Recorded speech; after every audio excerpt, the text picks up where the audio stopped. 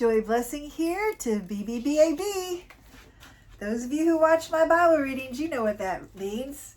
Today I am reading what most of you may not even have heard of in the versions of the Bible. It's called the Amplified Bible. And I'm going to read Psalm 92 in the Amplified Bible. It is a good and delightful thing to give thanks to the Lord, to sing praises with musical accompaniment to your name, O Most High. Isn't that cool? Any kind of instrument qualifies in this amplified version.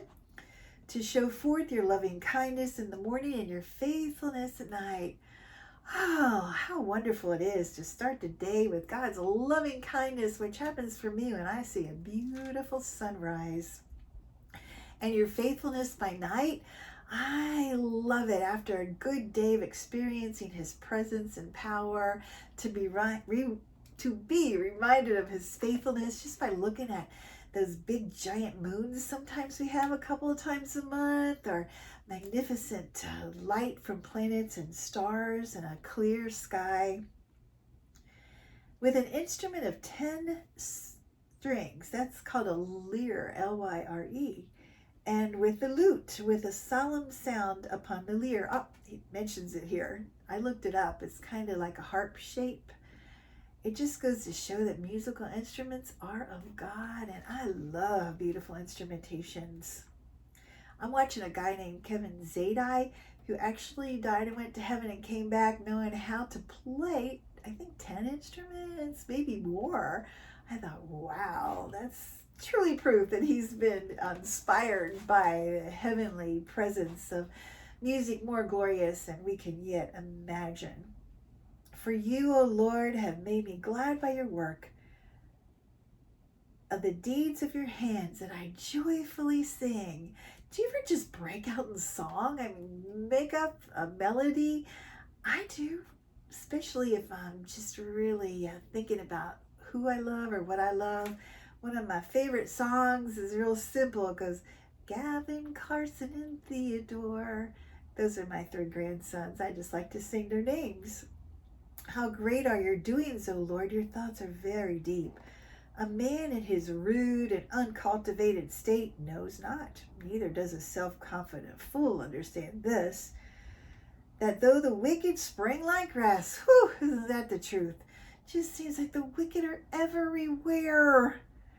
But you know, there's always those flowers of righteous people that make the wicked grass not look so awful. And all evildoers flourish. Yep.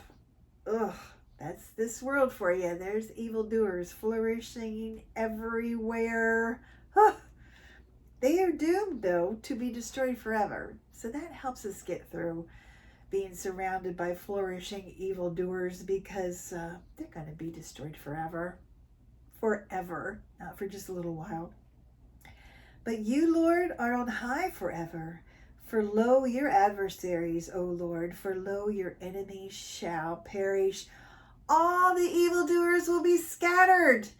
Some days I wish God would let me see him being scattered a lot more than I do sometimes, or like we see on all the news. But my horn, which is an emblem of excessive strength and stately grace.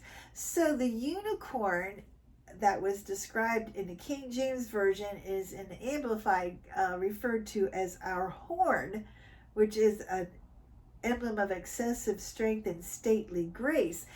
Well, if there were unicorns running around the world back in the Bible days when they were writing the Psalms and other areas, other portions, passages of the Bible, maybe they were super strong and graceful.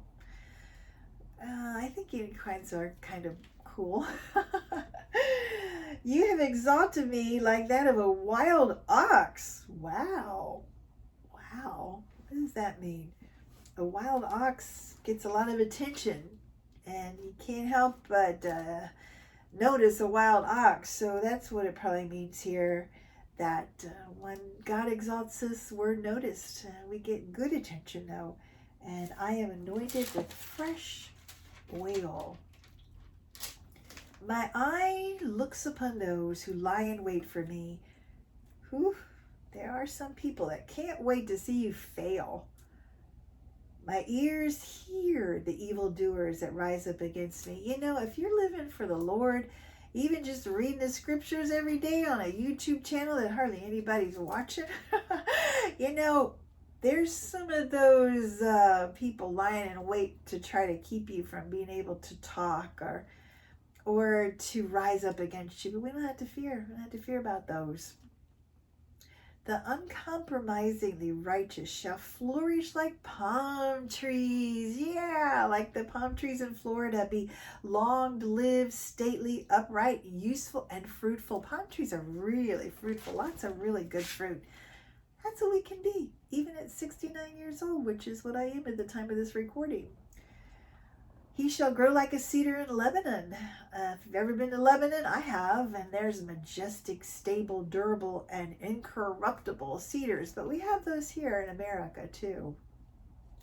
Planted in the house of the Lord, they shall flourish in the courts of our God. That's the only court I want to flourish in, a court of God. Growing in grace, they shall still bring forth fruit in old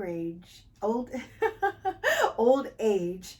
They shall be full of sap, or spiritual vitality, and rich in the virtue, or I don't know what this word means, verdure? V-E-R-D-U-R-E, I'll have to look that one up. That means something of trust, love, and commitment.